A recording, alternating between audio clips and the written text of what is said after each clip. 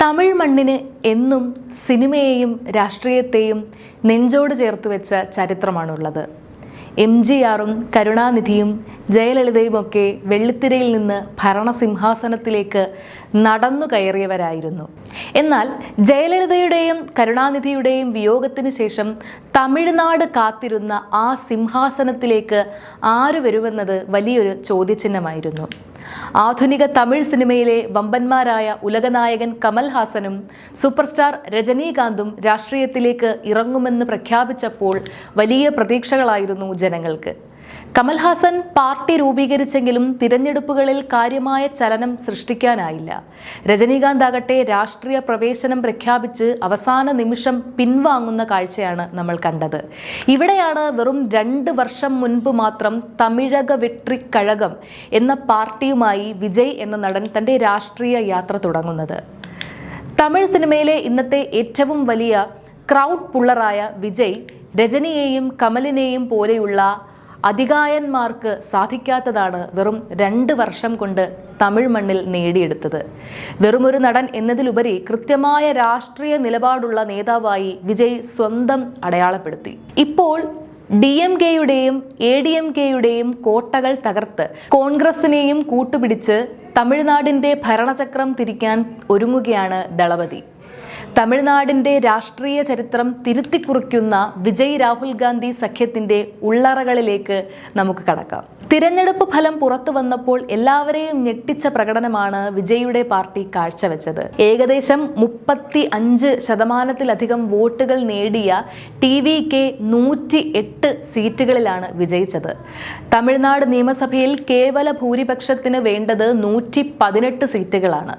കേവലം 10 സീറ്റുകളുടെ മാത്രം കുറവിലാണ് വിജയ്ക്ക് ഒറ്റയ്ക്ക് ഭരിക്കാനുള്ള അവസരം നഷ്ടമായത്. എന്നാൽ ഈ 10 സീറ്റുകളുടെ വിടവ് നികത്താൻ കോൺഗ്രസ് എത്തിയതോടെ തമിഴ്നാട്ടിൽ പുതിയൊരു ഭരണസഖ്യം രൂപപ്പെടുകയാണ്. കഴിഞ്ഞ കുറേ പതിറ്റാണ്ടുകളായി കോൺഗ്രസ് DMK സഖ്യത്തിന്റെ ഭാഗമായിരുന്നു. എന്നാൽ ഈ സഖ്യത്തിൽ നിന്ന് കോൺഗ്രസ് നേരിട്ടിരുന്ന അവഗണനകൾ ചെറുതൊന്നുമല്ലായിരുന്നു. എത്ര വലിയ വിജയം നേടിയാലും കോൺഗ്രസിനെ ഭരണത്തിൽ പങ്കാളികളാക്കാൻ DMK തയ്യാറായിരുന്നില്ല. ഇത്തവണത്തെ തെരഞ്ഞെടുപ്പിൽ കോൺഗ്രസിന് വെറും 28 സീറ്റുകൾ മാത്രമാണ് DMK നൽകിയത്. എന്നാൽ തിരഞ്ഞെടുപ്പിന് മുൻപ് വിജയ് കോൺഗ്രസിനെ ക്ഷണിച്ചപ്പോൾ വാഗ്ദാനം ചെയ്തത് നിയമസഭയിൽ 1/3 സീറ്റുകളും ലോക്സഭയിൽ 2/3 സീറ്റുകളുമായിരുന്നു. ആദ്യഘട്ടത്തിൽ മല്ലികാർജുൻ ഖാർഗെയും ചിദംബരവും മുന്നണി മര്യാദയുടെ പേരിൽ DMKയെ പിന്തുണച്ചില്ലെങ്കിലും ഫലം വന്നതോടെ തമിഴ്നാട്ടിലെ താഴെത്തട്ടിലുള്ള കോൺഗ്രസ് നേതാക്കളുടെ വികാരം വിജയ്ക്കൊപ്പം ചേരണം എന്ന് തന്നെയായിരുന്നു. തിരഞ്ഞെടുപ്പ് വിജയത്തിന് പിന്നാലെ രാഹുൽ ഗാന്ധി വിജയെ നേരിട്ട് വിളിച്ച് അഭിനന്ദിച്ചു. യുവജനങ്ങളുടെ ശബ്ദം അവഗണിക്കാൻ കഴിയില്ലെന്നായിരുന്നു രാഹുലിന്റെ പ്രതികരണം. ഇതിന് മറുപടിയായി തമിഴ്നാടിന്റെ സംസ്കാരം കാത്തുസൂക്ഷിക്കാൻ കൂട്ടായ സഹകരണം ആവശ്യമാണെന്ന് വിജയും വ്യക്തമാക്കിയിരുന്നു.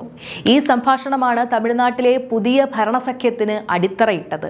വിജയുടെ 108 സീറ്റുകൾക്കൊപ്പം കോൺഗ്രസിന്റെ 5 സീറ്റുകൾ കൂടി ചേരുമ്പോൾ സഖ്യത്തിന് 113 സീറ്റുകളാകും. ഇതിനു പുറമെ മുസ്ലിം ലീഗിന്റെ 2 സീറ്റും CPMന്റെ 2 സീറ്റും CPIയുടെ 2, VCK 2 എന്നീ കക്ഷികളെ കൂടി ഈ സഖ്യത്തിൽ ഭാഗമാക്കാൻ കോൺഗ്രസ് ശ്രമിക്കുന്നു.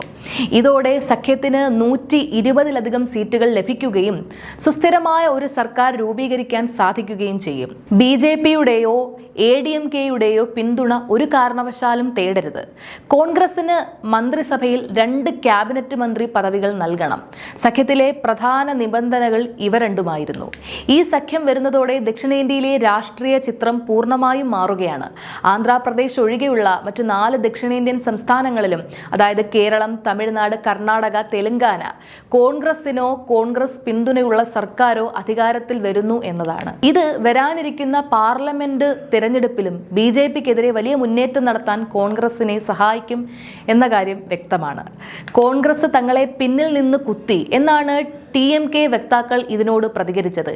എന്നാൽ DMK കാലങ്ങളായി കോൺഗ്രസിനെ അധികാരത്തിൽ നിന്ന് മാറ്റി നിർത്തി ദുർബലപ്പെടുത്തുകയായിരുന്നു എന്നാണ് കോൺഗ്രസ് അനുകൂലികളുടെ വാദം. സിനിമയിൽ നമ്മൾ കണ്ടിട്ടുള്ള ആ പഴയ വിജയ് ഡയലോഗ് പോലെ തന്നെയാണ് ഇപ്പോൾ തമിഴ്നാട് രാഷ്ട്രീയത്തിലെ കാര്യങ്ങൾ. ഒരു വാട്ടി മുടിവെടുത്താൽ ഞാൻ പേച്ചേ നാനേ കേൾക്ക മാട്ടേൻ എന്ന് പറയുന്നത് പോലെ രാഷ്ട്രീയത്തിൽ ഇറങ്ങാൻ തീരുമാനിച്ച നിമിഷം മുതൽ വിമർശിച്ചവർക്കും സംശയിച്ചവർക്കും മുന്നിൽ വിജയ് തന്റെ നിലപാട് വ്യക്തമാക്കുകയായിരുന്നു. രജനിയും കമലും തുടങ്ങിയ അതികായന്മാർക്ക് സാധിക്കാത്തതാണ് വെറും 2 വർഷം കൊണ്ട് അദ്ദേഹം നേടിയെടുത്തത്. തമിഴ്നാട് ഭരണത്തിന്റെ സ്ഥിരാകേന്ദ്രമായ കോട്ടയിലേക്ക് കോൺഗ്രസിന്റെ കൈപിടിച്ച് കയറുമ്പോൾ അത് കേവലം ഒരു സഖ്യമല്ല, മറിച്ച് മാറ്റത്തിന് വേണ്ടിയുള്ള ജനങ്ങളുടെ ആഗ്രഹമാണ്. ഫാൻസിനെ വെള്ളിത്തിരയിലെ ദളപതി മാത്രമല്ല, തമിഴകത്തെ നയിക്കാൻ പോകുന്ന മുഖ്യമന്ത്രി കൂടിയാണ് വിജയ്. വിജയുടെ സത്യപ്രതിജ്ഞയോടെ തമിഴ്നാട്ടിൽ പുതിയൊരു അധ്യായം തുടങ്ങുകയാണ്. തമിഴ് സിനിമയിലെ സൂപ്പർ താരമായിരുന്ന വിജയ് ഇനി തമിഴ്നാടിന്റെ മുഖ്യമന്ത്രി പദത്തിലേക്ക് എത്തുമ്പോൾ രാഹുൽ ഗാന്ധിയുടെ പിന്തുണ അദ്ദേഹത്തിന് വലിയ കരുത്താകും. 50 വർഷത്തിന് ശേഷം തമിഴ്നാട് ഭരണത്തിന്റെ ഭാഗമാകാൻ കഴിയുന്നു എന്നത് കോൺഗ്രസിനും വലിയ നേട്ടമാണ്. ഈ പുതിയ ഭരണസഖ്യത്തിന് കീഴിൽ തമിഴ്നാട് കൂടുതൽ ഉയരങ്ങളിലേക്ക് കുതിക്കട്ടെ എന്ന് നമുക്ക് ആശംസിക്കാം. ദളപതിക്കും രാഹുൽ ഗാന്ധിക്കും പുതിയ ദൗത്യത്തിൽ എല്ലാവിധ വിജയങ്ങളും നേരുന്നു. ഈ രാഷ്ട്രീയ മാറ്റത്തെക്കുറിച്ച് നിങ്ങളുടെ അഭിപ്രായങ്ങൾ താഴെ കമന്റ് ബോക്സിൽ രേഖപ്പെടുത്തുക.